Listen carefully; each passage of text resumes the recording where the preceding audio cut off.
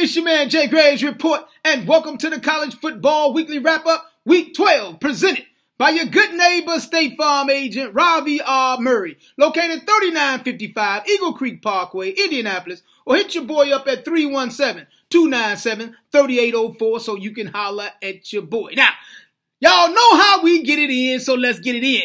Wrapping up the top 5 ball games on the weekend, so let's get right to it. Now, first ball game, that joint happened on Thursday.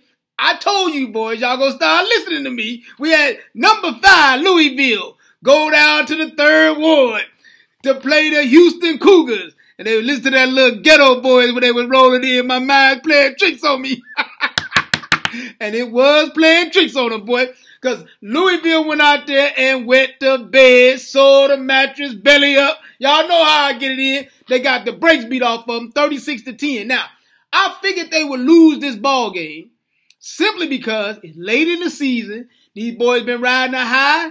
They don't have the depth that everybody think they have in order to play for a national championship. You just don't have it. And you can't name but one done on the ball club. That's a problem. So they went out there, Houston went out there and just jailbreak these boys all night long. Meaning they sent the house on every possession, every snap. They sacked this dude 11 times. I mean, there was nothing that Lamar Jackson could do about this situation.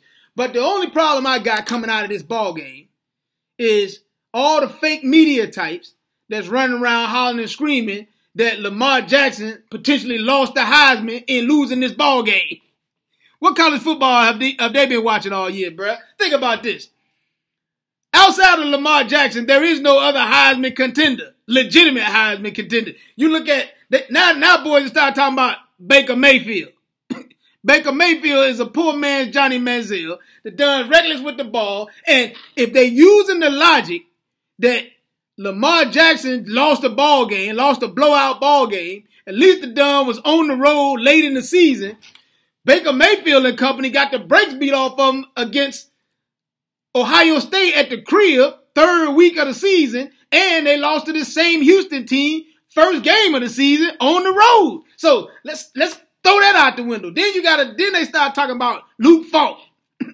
If Luke Falk run up right up on you right now, stole your bicycle, hit you in the head with a BB gun, you wouldn't even know who he was. Come on, you don't even know who Luke Falk played for, bruh. He is Washington State quarterback, but most people in America don't even know who that Dunn is. So now, all of a sudden, how is he the Heisman contender? Then you got Jabril Peppers. Now, Jabril Peppers been putting in work, but there's no way that he should be able to, you would even be talking about him for a Heisman Trophy ahead of Lamar Jackson. Think about it. Lamar Jackson has thrown for more than 3,100 yards. He got over 1,300 yards rushing, and he got 47 touchdowns. It doesn't matter whether he lost the ball game or not, bruh.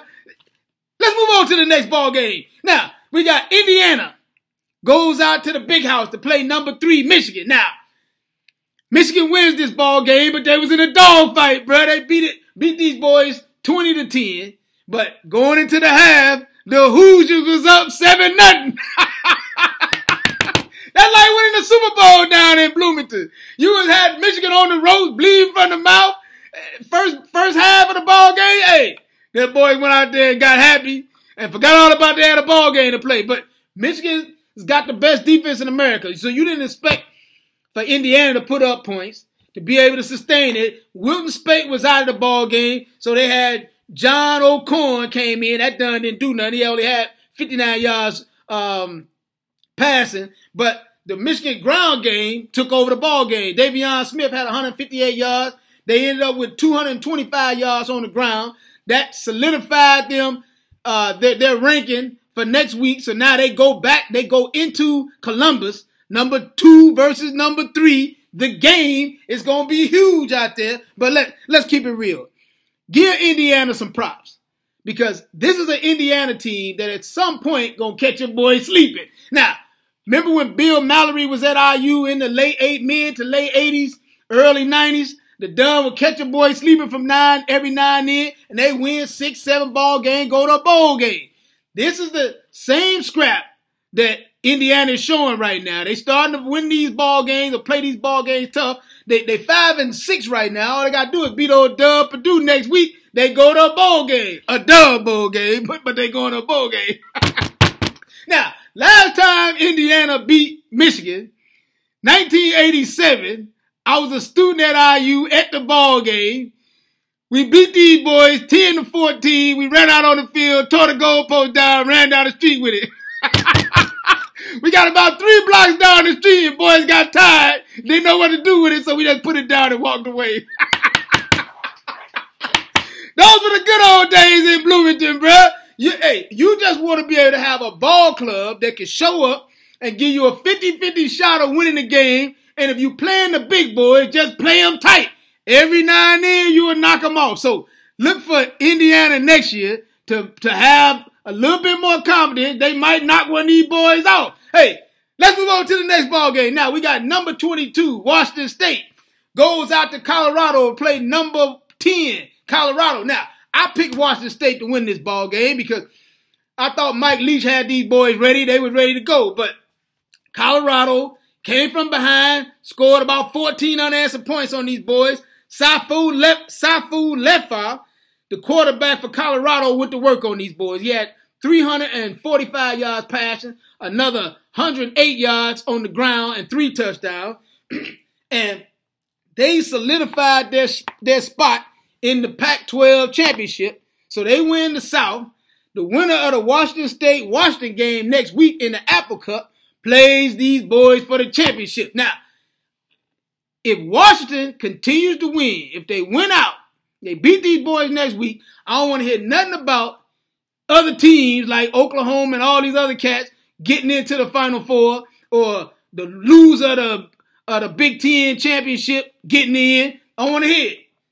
If Washington win the doggone Pac-12, Washington should be in. It just should be what it is. They conference champions. It is what it is. Let's move on to the next ball game. Now, we got number 9, Oklahoma, goes out to Morgantown to play number 14, West Virginia. Now, I told you boys that it was going to be a shootout in this ball game and that West Virginia never figures out how to beat these boys, even when they're playing at the crib. They just don't have it. OU came out here and jumped all over them early, and then these boys came roaring back, but it wasn't enough. Oklahoma wins this ball game 56-28.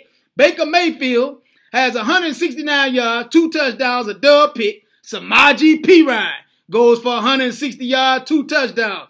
Oklahoma's rushing yards was 316 yards. They put in work on the ground. But here's the problem. Oklahoma's defense ain't worth 2 dead flies smash. They gave up 388 yards on the ground to these boys from West Virginia. And Justin Crawford by himself put up 331 yards. Come on, bruh. How are you talking about you ready to play for a national championship and you giving up 579 yards of total offense? Earlier in the season against Texas Tech, they gave up 700, 800 yards total offense. Come on, bruh. You don't want to go to the Final Four. Because if some fool puts you in, you're going to get embarrassed on national TV. It's not worth it. So let's move on to the next ball game. Now, we got number 23, Florida. Goes down to play number 16, LSU. Now, remember, this ball game was postponed about 42 days, and it was supposed to be played at the Swamp. And in some kind of way, these boys finagled their way back down to Baton Rouge. Baton Rouge got the ball game, and now Florida wins this one, 16-10. I had LSU picked to win this ball game, but they went dull on me. Turned the ball over twice. Now, here's the deal. They won the statistical battle this whole ball game, but they were dull. Turned the ball over twice. They won in the first down category, 23-14. Total yards, 423 to 270. Rush yards, 219 to 126. And time of possession, they had the ball for 34 minutes versus 25, but they went dull on the turnovers. Florida wins the ball game. Hey, get ready for next week. All I'm got to say is the game, Columbus, Ohio. You might find a boy out there somewhere. You can't miss big ball games like that. Hey, and I'm going to go out right now. I'm going to say it. No, I won't say it now. I'm going to wait till next week to pick who's going to win that ball game. It's your man, Jay Graves Report from the JayGravesReport.com. Or you can hit me up on Twitter at JayGravesReport so you can holler at your boy. And always remember that this segment is presented by your good neighbor State Farm agent Ravi R. Murray, located 3955 Eagle Creek Parkway, Indianapolis, or hit your boy up at 317-297-3804 so you can holler at your boy.